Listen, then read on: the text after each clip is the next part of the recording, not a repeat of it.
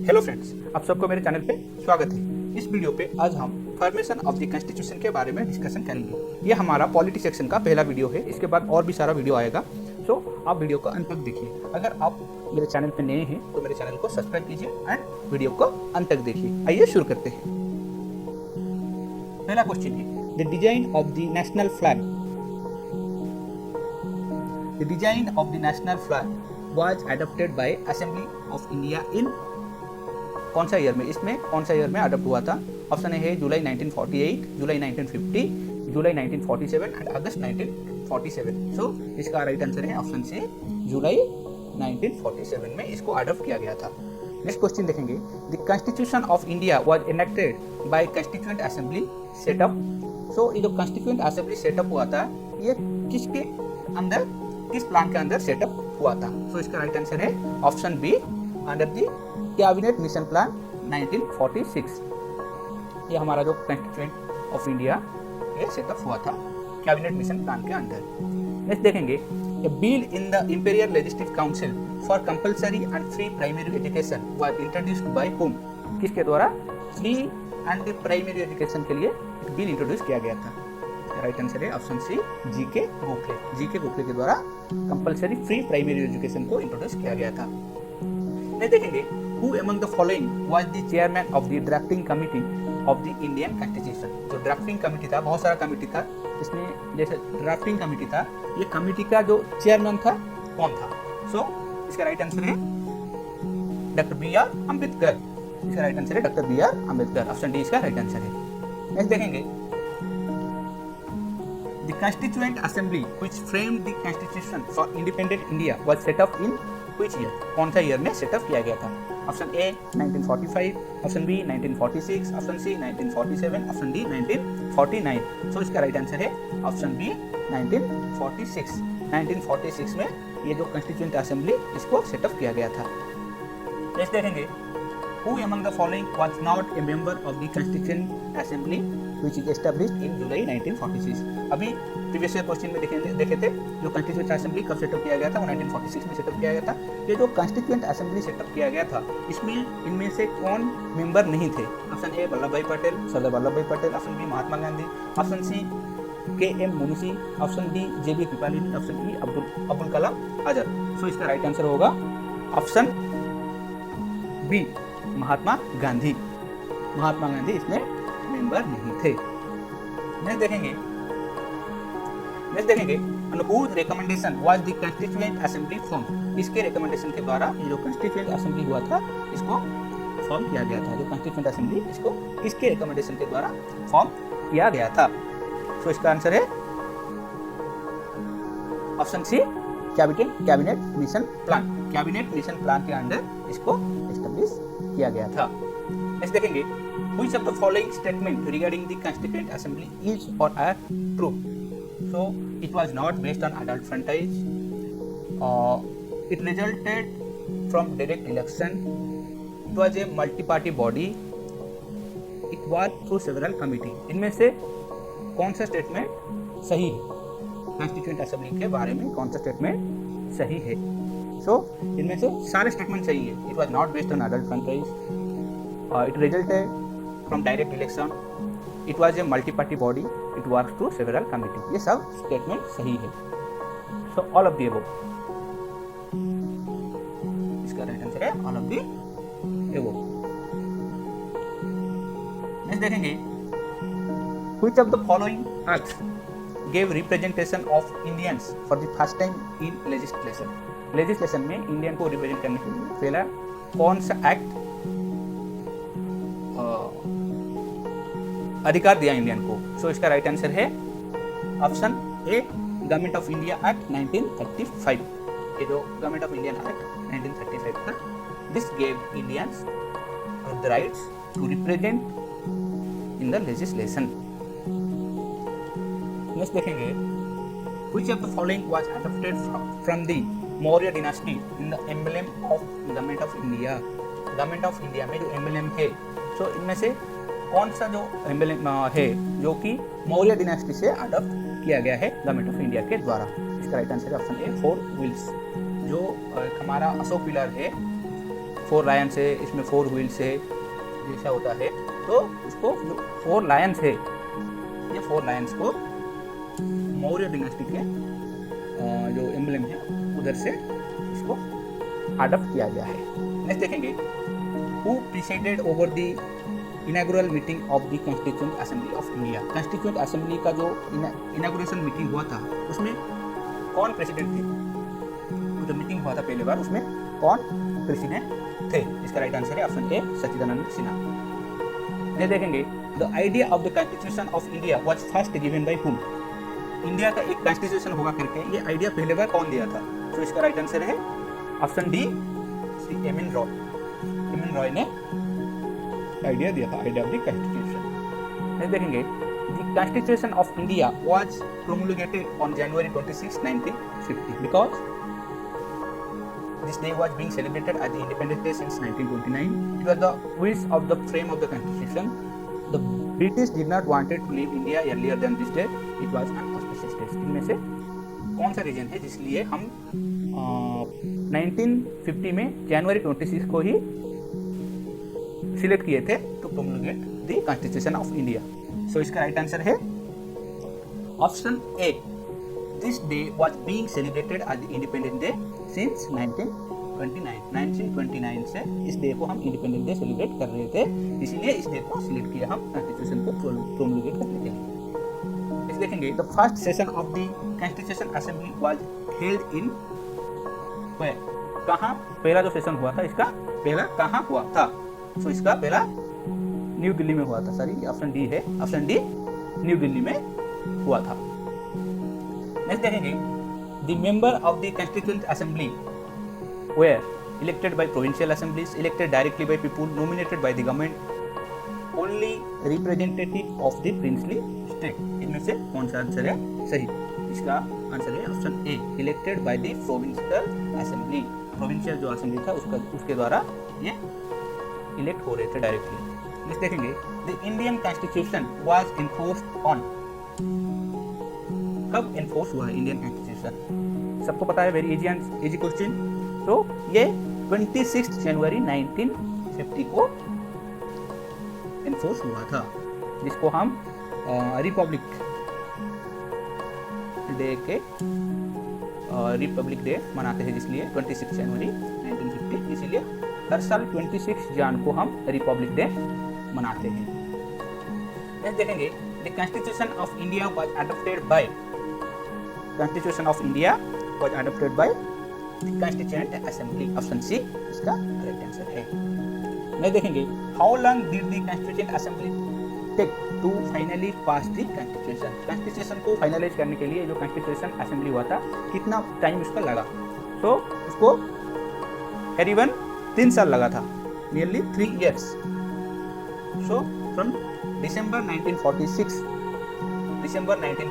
to 1949 तक इसको time लगा। So nearly 3 years and finally January 26, 1950 को इसको इनैक्ट किया गया था। यानी ये नवंबर में खत्म हो गया था, लेकिन हम जनवरी 26 में इसको फाइनलाइज किए थे, एनफोर्स किए थे। नेक्स्ट देखेंगे, the office of the governor general of India was created by which act? किस एक्ट के अंदर the office of the governor general of India was created? So इसका आंसर है option B, chapter act 1933। Chapter act 1933 के under the office of the governor general of India was created. Next देखेंगे, who was the chairman of the constituent assembly? जो constituent assembly हुआ था उसका chairman कौन था? सो इसका चेयरमैन डॉक्टर राजेंद्र प्रसाद थे।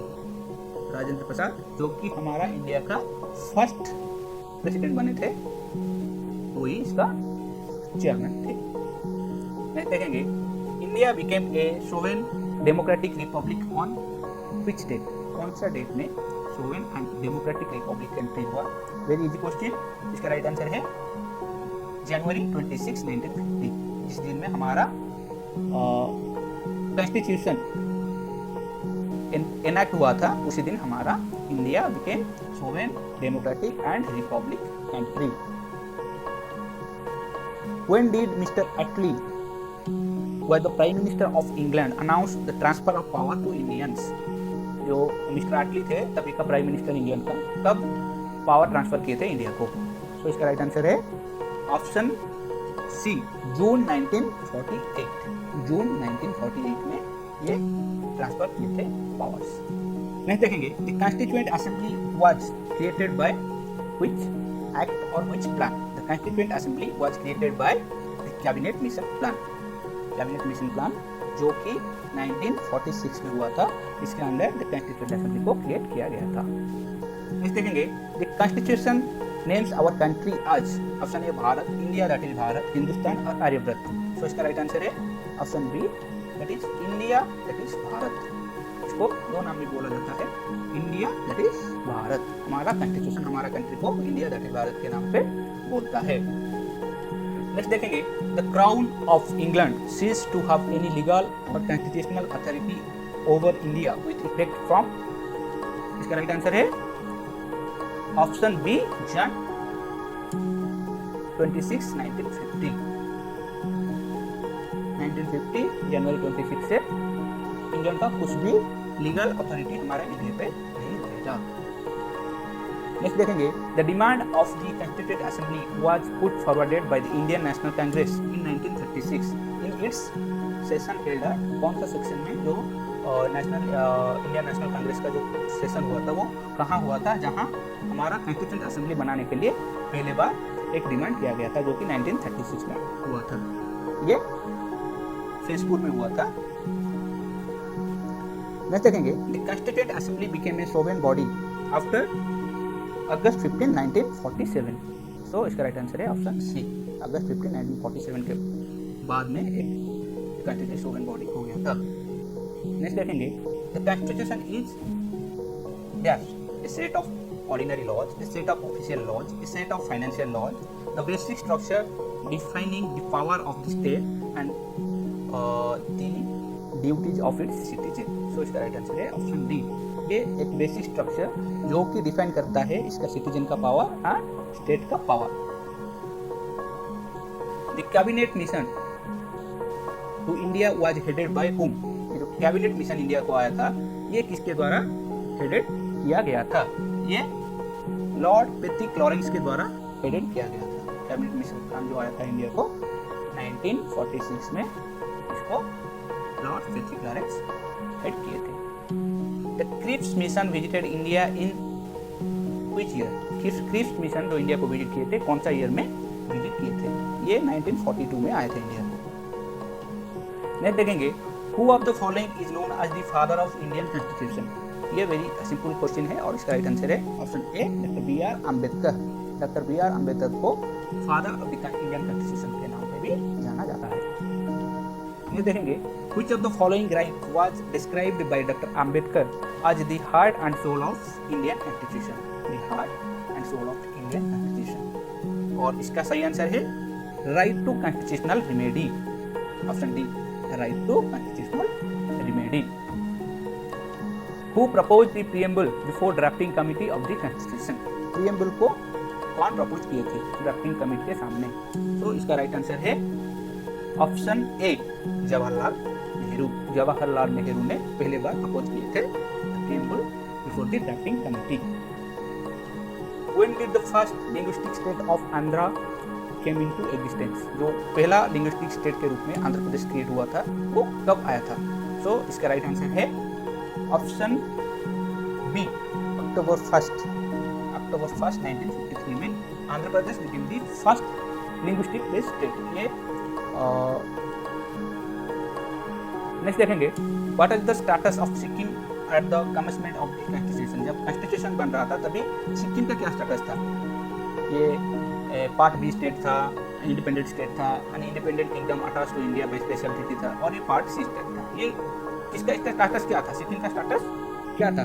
तो इसका राइट आंसर है option C, an independent kingdom attached to India by special treaty. Next देखेंगे, who was the first speaker of the Lok Sabha. जब इंडिया को फ्रीडम मिला तो लोकसभा का जो फर्स्ट स्पीकर कौन बने? तो इसका राइट आंसर है ऑप्शन सी, अनंत शयनम अयंगर, ऑप्शन सी। नेक्स्ट देखेंगे the state of Bombay was bifurcated into Maharashtra and Gujarat. पहले बॉम्बे था और ये दो राज्य में बट के एक हो गया आपका महाराष्ट्र एंड एक हो गया आपका गुजरात। तो ये कब हुआ था? मई 1 को हुआ था। ये कौन सा ईयर में हुआ था? सो ये 1960 में हुआ था। 1960 में Bombay became bifurcated and Maharashtra and Gujarat. नहीं देखेंगे which of the following is correct regarding the Indian constitution. Indian constitution के बारे में कौन सा स्टेटमेंट सही है? It is completely based on British constitution. It is made only on the basis of government of India act 1935। It is a mixture of several constitution. It is original. इनमें से कौन सा स्टेटमेंट से ये Indian constitution के बारे में सही बोलता है? सो इसका राइट आंसर है option C. It is a mixture of several constitution. बहुत सारा देश से हम कॉन्स्टिट्यूशन पढ़ के उनमें से कुछ बोरो करके हमारा कॉन्स्टिट्यूशन को बनाया गया है। So it is a mixture of several constitution. USA से कुछ लाए हैं, ऑस्ट्रेलिया से कुछ लाए हैं, जर्मनी से कुछ आए हैं। सो ऐसे बहुत सारा कंट्री से, ब्रिटेन से भी बहुत सारा चीज़ रहा है। यूएसएसआर जो रसिया तभी था, यूएसएसआर था, अभी का जो रसिया है उसका कॉन्स्टिट्यूशन में भी कुछ बोरो किए हैं। तो इन सबको मिला के ये हमारा कॉन्स्टिट्यूशन बना है। नेक्स्ट देखेंगे which of the following union territories attend statehood in February 1987। फरवरी 1987 में कौन सा यूनियन टेरिटरी था जो कि जिसको स्टेट का मान्यता मिल गया है? तो इसका राइट आंसर है ऑप्शन बी, अरुणाचल प्रदेश। 1987 से पहले ये यूनियन टेरिटरी था और 1987 फरवरी में इसको स्टेट का मान्यता मिल गया है। Then the 25th Indian state to achieve statehood is. तो ये कौन सा स्टेट है जो कि 25th स्टेट के रूप में मान्यता मिला है इंडिया का? सो इसका राइट आंसर है option A, Goa. Goa became the 25th state of India. Next देखेंगे chairman of the constitution drafting committee at the time of independence. जो कॉन्स्टिट्यूशन ड्राफ्टिंग कमिटी था उसका चेयरमैन कौन थे इंडिपेंडेंस के टाइम पे? तो इसका राइट आंसर है B R Ambedkar. B R Ambedkar इसका चेयरमैन थे। नहीं देखेंगे the demand for a constitution made by the people of India without outside interference. Outside interference के बिना हमारा इंडिया का जनता के लिए कॉन्स्टिट्यूशन बनाया जाएगा। ये जो ऑफिशियली नेशनल कांग्रेस तब एक्सेप्टेड किया। So when it was officially accepted by the national Congress, Indian national Congress के द्वारा तब इसको पारित किया गया था। तो इसको 1935 ऑप्शन बी 1935 में पारित किया गया। नेक्स्ट देखेंगे the constituent assembly for undivided of India first met on.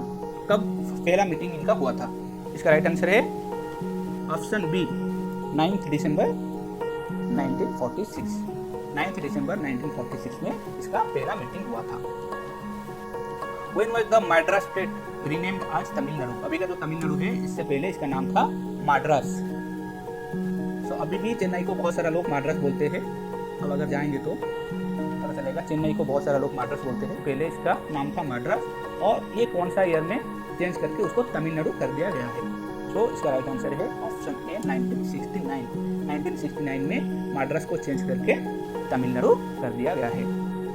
Then in 1938, who among the following definitely formulated his demand for constituent assembly elected on the basis of adult franchise?